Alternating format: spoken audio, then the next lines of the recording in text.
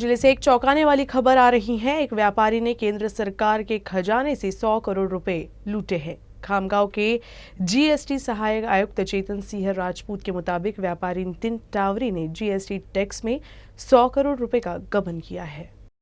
बुल्डाना जिले के खामगांव के एमआईडीसी में देवकी एग्रो इंडस्ट्री के मालिक ने आर्थिक वर्ष 2017-2018 में 9 महीने के दौरान करीब 1 करोड़ 75 लाख के जीएसटी डुबाने का ऑडिट में स्पष्ट हुआ है।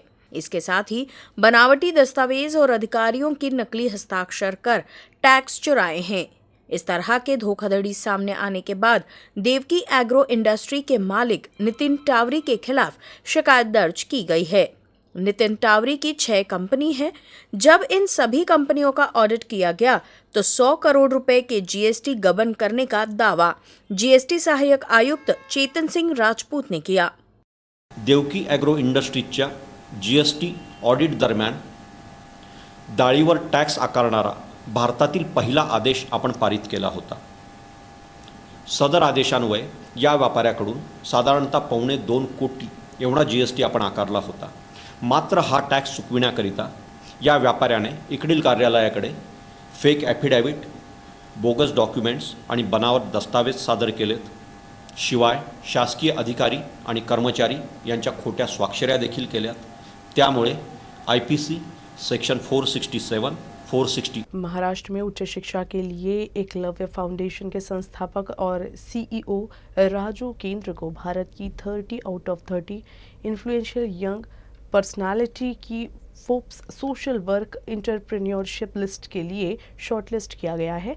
इनमें महाराष्ट्र के विदर्भ के बुल्ढाना जिले के एक छोटे से गांव पिंपरी खंडारे का 28 वर्षीय राजू केंद्र भी शामिल है। राजू इस समय लंदन में ब्रिटिश गवर्नमेंट चेवनिंग स्कॉलरशिप पर उच्च शिक्षा प्राप्त कर रहा है। ये संभवतः पहली बार है कि किसी खानाबदोश समुदाय के बेटे और किसान को इस तरह की सूची में सम्मानित किया गया है। राजू केंद्रे महाराष्ट्र के विदर्भ क्षेत्र के बुल्ढाना जिले के एक छोटे से गांव पिंपरी खंडारे के एक समुदाय से आते हैं। राजू के माता पिता की प्राथमिक शिक्षा भी नहीं हुई है। राजू अपने परिवार में उच्च शिक्षा लेने वाला पहला सदस्य है। राजू ने जिला परिषद स्कूल में स्कूली शिक्षा पूरी की, जिसके बाद वे स्नातक पढ़ाई के लिए पुणे गए, लेकिन कुछ कारणों से उन्हें कुछ महीनों में ही पुणे छोड़ना पड़ा। आज भी क्षमता होने के बावजूद अनेक छात्र प्रणाली और परिस्थितियों के सामने झुक जाते हैं। ऐसे छात्रों के लिए राजू एकलव्य नाम से एक मंच बनाना चाहता था जो संघर्ष का प्रतीक हो। इसका मुख्य उद्देश्य अगली पीढ़ी के लिए उच्च शिक्षा के रास्ते में आने वाली बाधाओं को कम करना है। टाटा इंस्टीट्यूट से ग्रामीण विकास में स्नातकोत्तर की पढ़ाई करते हुए उन्होंने ग्राम परिवर्तन आंदोलन के माध्यम से अपने ही गांव में काम करने का फैसला किया। राजू ने महाराष्ट्र सरकार के ग्रामीण विकास फेलोशिप में भी काम किया है। इस दौरान उन्होंने पारधी समुदाय के लिए विकास कार्य किया। ज्ञान के विकेंद्रीकरण और ग्रामीण क्षेत्रों में पुस्तक उपलब्ध कराने की दृष्टि से उन्होंने पुणे, ठाणे, औरंगाबाद, यवतमाल, अमरावती, मुंबई से 30,000 से अधिक पुस्तकें एकत्रित की और उन्हें ग्रामीण क्षेत्रों में पुस्तकालय स्थापित करने के लिए वितरित किया। हाल ही में जारी एकलव्य फाउंडेशन के संस्थापक और सीईओ राजू केंद्रे को फोर्ब्स की सामाजिक कार्य उद्यमिता श्रेणी द्वारा भारत में शीर्ष 30 सबसे प्रभावशाली युवा व्यक्तिमत्वों में से एक के रूप में चुना गया है। राजू केंद्रे की इस उपलब्धि से उसका पूरा परिवार खुश है। माझा मुलगा राजू यांचा फोर्ब्समध्ये यादीत नंबर आला। भारताचं नाव रोशन केलं, याचा आम्हाला अभिमान आहे। फोर्ब्समध्ये यादीत नाव आलेलं आहे राजू केंद्रेचं। माझा मुलगा राजू केंद्रे, मला भरपूर आनंद झालेला आहे। जगभरातून असंच मुलांना पुढे जावं, गरिबाची बी पोरांना शिकावं, इतक्यात आनंद वाटतो बा या गोष्टीचा। नमस्कार, मी अक्षय। राजू सर म्हणजेच एकलव्यचे फाउंडर, की त्यांचं काल नामवंत फोर्ब्स यादीत अंडर 30 मध्ये सिलेक्शन झालं आणि ही आमच्या एकलव्य फॅमिलीसाठी एक अतिशय गौरवास्पद गोष्ट आहे। मी त्यांच्यासोबत जवळपास त्यांच्यामुळेच मला डेव्हलपमेंट सेक्टरमध्ये एज्युकेशन शिकण्याची आवड लागली आणि माझ्यासारखे जवळपास 300 ते 400 विद्यार्थी आज चांगल्या युनिव्हर्सिटीमध्ये शिक्षण घेत आहेत. तर हे त्यांच्या विचारशैलीतून निर्माण झालेले की जे खेड्यातील मुलं आहेत त्यांना चांगल्या क्वालिटीचं एज्युकेशन घेऊन ते स्वतःच्या समस्या सोडवण्यास सक्षम होतील. पण हेच एकलव्यासोबत आज बऱ्याचशा अशा गोष्टींना टॅकल करत आम्ही या विद्यार्थ्यांना खेड्यातून चांगल्या क्वालिटीचं शिक्षण घेऊन त्यांना आवडीचं शिक्षण घेण्यासाठी प्रवृत्त करत आहोत, त्यांना गायडन्स देत आहोत. आणि यातच राजू सरांचं काल फोर्समध्ये सिलेक्शन झालं. हा एक एकलव्यासाठी आणि पूर्ण भारतासाठी एक अभिमानास्पद गोष्ट आहे आणि असे अनेक अभिमानास्पद गोष्टी इथून पुढे घडत जाऊ आणि एकलव्य असंच एक वटवृक्षाप्रमाणे निर्माण हो, यासाठीच आम्ही सर्व कार्यरत राहू. धन्यवाद. एक बहुत ही साधारण से परिवार में जन्मे और मुश्किल हालात में पले बड़े राजू केंद्रे की ये उपलब्धि वाकई सराहनीय है. राजू का संघर्ष और उसका कार्य सभी के लिए प्रेरणादायी है. बुल्ढाना से फहीम देशमुख, यूसीएन न्यूज. बुल्ढाना जिले में अनैतिक संबंध में महिला द्वारा ब्लैकमेल किए जाने से तंग आकर एक युवक के खुदकुशी किए जाने का सनसनीखेज मामला सामने आया है. आदिनाथ गडकर की खुदकुशी किए जाने के बाद खामगांव पुलिस थाने में महिला के खिलाफ शिकायत दर्ज की गई है. बुल्ढाना जिले के खामगांव निवासी आदिनाथ गडकर का एक महिला से अनैतिक संबंध था, लेकिन बाद में महिला द्वारा युवक को ब्लैकमेल किए जाने से युवक परेशान हो गया था. महिला द्वारा बदनाम किए जाने की धमकी दिए जाने और पैसे की मांग किए जाने से तंग आकर युवक ने फांसी लगाकर खुदकुशी कर ली.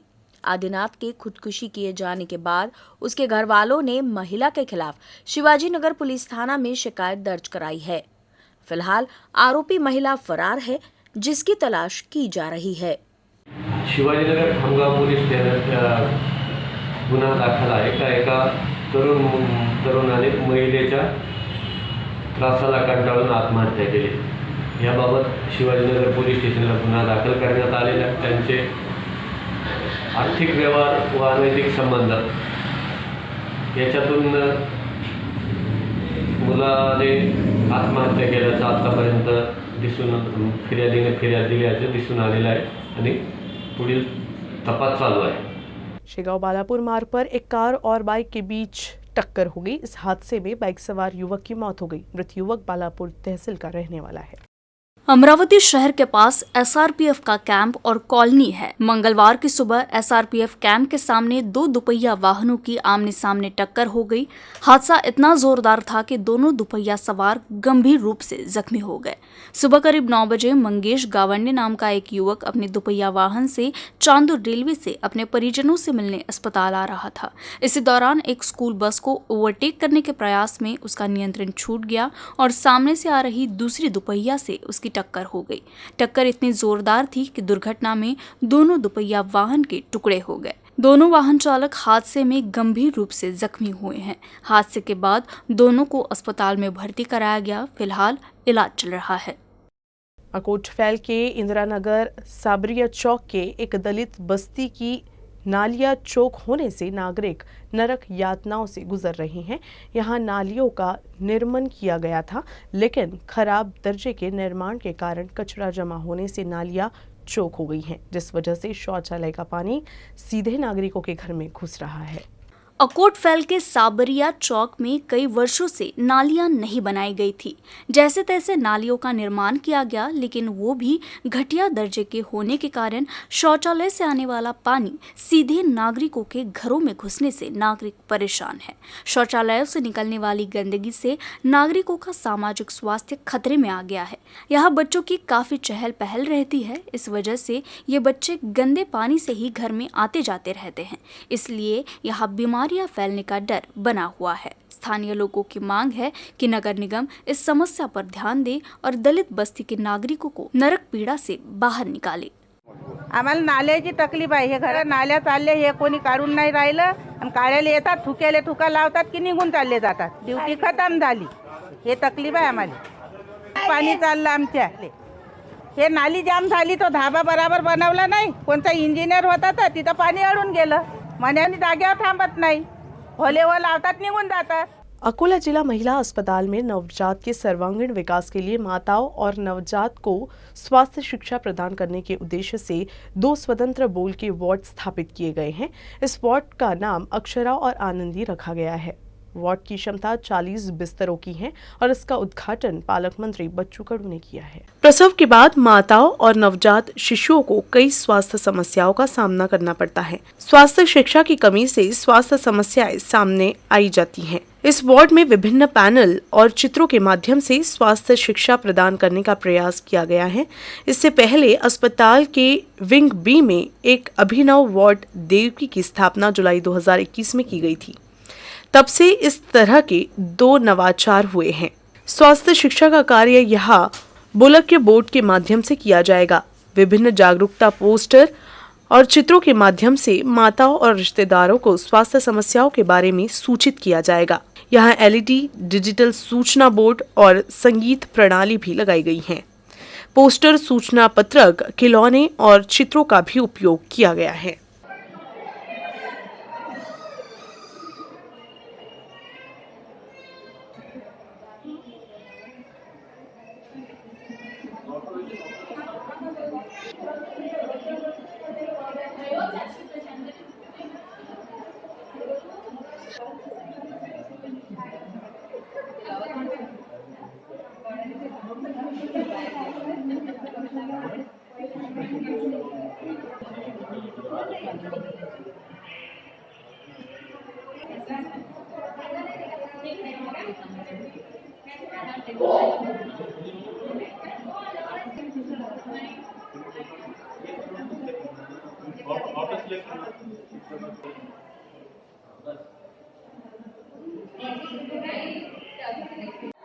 आज जिल्हास्तरीय रुग्णालय येथे आम्ही बोलका वॉर्ड संकल्पनेतनं 2 वॉर्डचं रिनोव्हेशन करून घेतलं आहे आणि आनंदी आणि अक्षरा अशी आम्ही कक्षांची निर्मिती केलेली आहे रिनोव्हेशन करून। त्यामध्ये उद्देश हा होता की जे नातेवाईक किंवा माता आमच्याकडे भरती असतात, साधारण 3 ते 7-8 दिवसपर्यंत त्यांचा स्टे असतो, हॉस्पिटल स्टे। तर जर त्यांना असं आकर्षक आणि ज्याच्यामध्ये जनजागृती माध्यमातून जर आपल्याला त्यांना प्रमोट करता आलं आणि त्यांना माहिती अवगत करता आली तर एक चांगला उपक्रम राबवता येईल। त्या अनुषंगाने आम्ही येथे पोस्टर्स आणि LED आणि डिस्प्ले बोर्ड लावून सगळे आरोग्याचे जे कार्यक्रम आहेत त्याच्यामध्ये स्तनपान आहे, कुटुंब कल्याण आहे, कुपोषण आहे, पोषण आहे, योगा आहे, कर्करोग जनजागृती आहे आणि आयुष आहे, या विविध फ्लेक्स बोर्ड आणि डिजिटल LED लावून आम्ही जनजागरण करण्याचा आमचा हा मानस आहे। त्या अनुषंगाने आज येथे उद्घाटन होणार आहे माननीय पालकमंत्री यांच्या शुभ हस्ते। या वॉर्डमध्ये आम्ही 40 खाटांचं प्रयोजन केलेलं आहे आणि जे IUGR असतं म्हणजे कमी वजन असतं किंवा प्रीमॅच्युअर डिलिव्हरी झालेली असते असे माता आणि बालकांना जर येथे ठेवलं आणि जनजागृती केली तर पुढच्या प्रेग्नन्सीमध्ये ते व्यवस्थित काळजी घेतील आणि बाळाची पण प्रीटर्म डिलिव्हरी जे बाळ असतं त्याची घरी कशी काळजी घ्यावी याबद्दल त्यांना खूप छान मार्गदर्शन मिळेल अशी अपेक्षा आहे। प्रस्ताव में 1 करोड़ पानी का उपयोग होता है, इसे रिसाइकिल करने की जरूरत है। यह महत्वपूर्ण है कि विकास कार्य किए जाए, ये बात कही है पालक मंत्री बच्चू कडू ने। कडू नगर निगम और केंद्र सरकार द्वारा प्रायोजित अमृत योजना के तहत 30 MLD से प्रतिदिन 70 लाख लीटर पानी शुद्ध कर कृषि विश्वविद्यालय को उपयोग के लिए दी जाने वाली जल निकासी परियोजना का उद्घाटन समारोह में बोल रहे थे। पालक मंत्री ने आगे कहा, विधायक मंत्री महत्वपूर्ण नहीं बल्कि विकास महत्वपूर्ण है। हम खेलों के लिए 100 करोड़ रुपए लाने जा रहे हैं। वेटनरी कॉलेज की स्वीकृति के लिए 1 माह के अंदर भर्तियां की जाएगी। आओ हम भूमि की समस्या का समाधान करें। हम गांव के विकास के लिए प्रतिबद्ध रहेंगे। कार्यक्रम की अध्यक्षता विधायक रणधीर सावरकर ने की। इस मौके पर मेयर अर्चना मसाने, विधायक वसंत खंडेलवाल, कलेक्टर नीमा अरोरा, कुलपति डॉक्टर विलास भाले, नगर आयुक्त कविता द्विवेदी, अपर पुलिस अधीक्षक मोनिका राउत, उप महापौर स्थायी समिति अध्यक्ष पार्षद उपस्थित थे।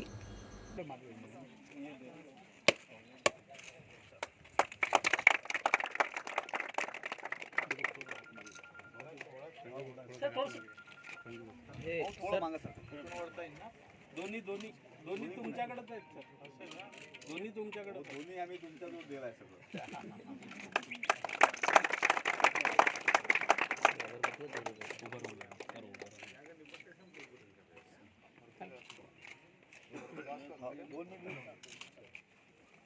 अतिशय भूमिगत गटार योजनेची आता त्याचा शुभारंभ झाला. मला वाटतं महानगरपालिकेनं केलेलं अतिशय चांगलं काम, आज त्याची सुरुवात झाली. मी त्यांचं अभिनंदनही करतो आणि यामधून अधिक काय चांगलं करता येईल, कारण PKVची आता काही भूतच जमीन भिजतं आहे आणि त्या सिल्लोडच्या तिकडल्या भागातलं पाणी इकडे कसं आणता येईल त्याचा आम्ही प्रयत्न करू. मोरणा नदीच्या संदर्भातला विषय आदित्यजी ठाकरे यांच्याकडे मीटिंग लावून आपण लगेच निकाली लावणार आहोत आणि पशु महाविद्यालयाचे सुद्धा कॅबिनेटकडे प्रस्ताव अजून केंद्राला आम्ही पाठवण्याचा प्रयत्न करू. एक चांगली योजना या शहराला भेटली, त्याच्या माध्यमातून वाया जाणारं पाणी पुन्हा आता कामाला लागणार आहे, याचा निश्चितच आम्हाला आनंद आहे. अकोला जिले के पालक मंत्री बच्चू कडू ने खुद पर लगे आरोपों पर सफाई दी है. उन्होंने कहा कि मुझ पर लगे पैसे चोरी के आरोप तर्कहीन है. हाल के दिनों में प्रकाश आंबेडकर ने बच्चू कडू पर पैसे चुराने का आरोप लगाया था. इस पर कडू ने कहा कि उन्हें प्रकाश आंबेडकर से काफ़ी उम्मीदें थी, लेकिन उन्होंने इस तरह के आरोप लगाकर उनकी उम्मीदों को तोड़ा है. पद्धतीनं सांगितलं जातं, त्यांनी जे आरोप केला का बच्चू कडून निधी चोरला वगैरे, अतिशय प्रकाशजीकडून आम्हाला खूप चांगल्या अपेक्षा होत्या. त्यांनी त्या मला वाटते असा आरोप करून ज्या आमच्या अपेक्षा होत्या त्या भंग केलेल्या आहे. वास्तविक मी त्यांना 2-3दा फोनही केला, मधात त्यांना भेटायला गेलो होतो, ते भेटले नाही. आता पुन्हा आम्ही भेटायला जाऊ. नदी चोरण्याचा तर प्रश्नच येत नाही. ज्या दिवशी निधी चोरल्याचा आरोप जर सत्य झाला तर बच्चू कडू पदावरही राहणार नाही. महत्त्वाचा विषय आहे का जिल्हा परिषदनं PCI 1 आणि PCI 2, PCI 3, PCI 4 असं करायला पाहिजे होतं. ते मागच्या काळात जिल्हा परिषदनं केला नाही. आपण जिल्हा परिषद आपल्या ताब्यात असताना ग्रामीण रस्त्याला जेव्हा प्राधान्यक्रम देणं फार गरजेचं होतं, ते जिल्हा परिषदनं केलं नाही आणि म्हणून लोकप्रतिनिधीकडून काही मागण्या आल्या रस्त्याच्या बाबतीत. त्या 30-54, 50-54मध्ये आपण फक्त निधी दिलेला आहे, लक्षात घ्या. यंत्रणा जिल्हा परिषद आणि PWD काम करतं, त्यांना चोराचा प्रश्न येत नाही. म्हणून त्यांनी ते जे काही आरोप केले ते काही फार अभ्यासपूर्ण नाही आहे. असं दोषी सांगितलं नाही, तुम्हाला ते माहिती नाही. असं चुकीचं काही त्यांनी घेतली पण तुम्ही वाचायला पाहिजे. त्यांनी सांगावं तुम्ही तसे प्रश्न विचारावं, हे काही संयुक्त नाही आहे. पत्रकार हा चौकशीपूर्ण प्रश्न विचारणारा असला पाहिजे. त्याच्यानं जे काही न्यायालयानं सांगितलं का या बाबतीत चौकशी करून पुढची कारवाई करा, एवढंच म्हटलेलं आहे. अकोला में उरल थाना क्षेत्र के आगर गांव में छापेमारी कर पुलिस ने वध के लिए रखी 7 गायों के साथ 2 लाख का सामान जब्त किया है. अकोला के बैतपुरा के आरोपी शेख नासिर शेख जाकिर को गिरफ्तार कर लिया गया है.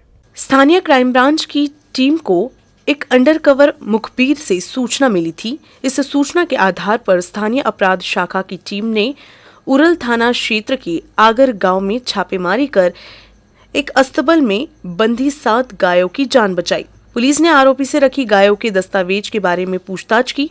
हालांकि आरोपी ने गाय से जुड़े दस्तावेज जमा नहीं करा पाया, जिसके बाद पुलिस ने आरोपी को हिरासत में लेकर गायों के साथ मौके से 2 लाख रुपए जब्त.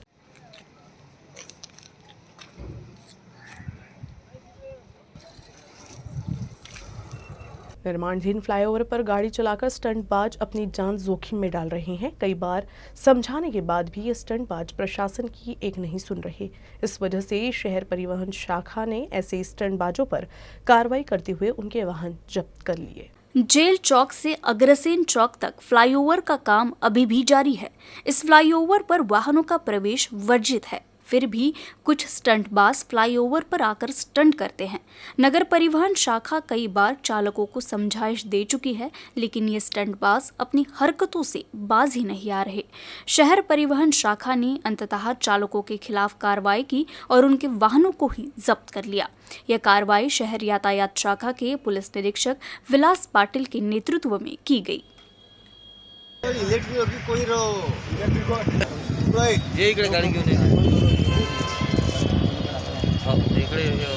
बुलढाणा जिले के संग्रामपुर तहसील के काटेल स्थित संत गुलाब बाबा आश्रम में भारत रत्न लता मंगेशकर को श्रद्धांजलि अर्पित की गई. लता दीदी बुल्ढाना जिले के काटेल कोलत के संत गुलाब बाबा की भक्त थी. जब भी संत गुलाब बाबा मुंबई में जाते थे तो लता दीदी हमेशा उनसे मिलने आती थी. संत गुलाब बाबा ने उन्हें शेगांव और काटेल आने के लिए आमंत्रित किया था। लता दीदी ने भी आने का वादा किया था, लेकिन संत गुलाब बाबा की किडनी की बीमारी के कारण मृत्यु के बाद उनकी इच्छा अधूरी रह गई। अब तो लता दीदी भी इस दुनिया को अलविदा कह गई। उनके निधन पर संत गुलाब बाबा संस्थान में लता मंगेशकर को श्रद्धांजलि दी गई। उसको दूर करते हैं और लता जी की जो आवाज, बहुत बड़ा सिंगिंग प्रोग्राम था, जाकर फिर से गाने लगी, यह ईश्वर की और संतों की कृपा है।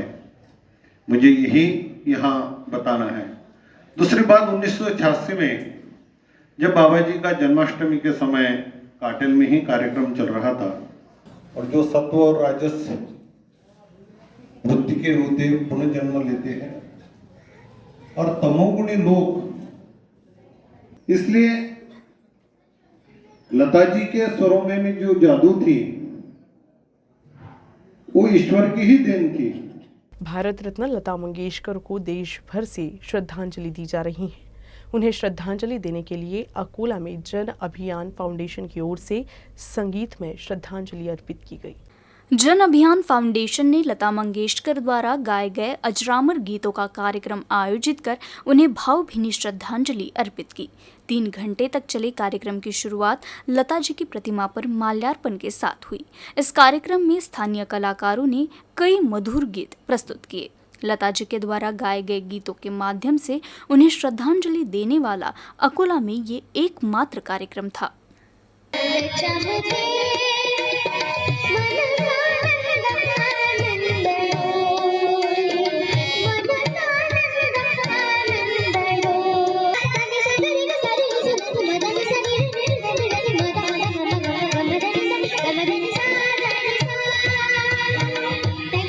खबरें समाप्त करने से पहले एक नज़र हेडलाइंस पर। न्यूज़ रूम से बस इतना ही। खबरों का सिलसिला यूं ही चलता रहेगा। आप देखते रहिएगा UCN न्यूज़ अकोला।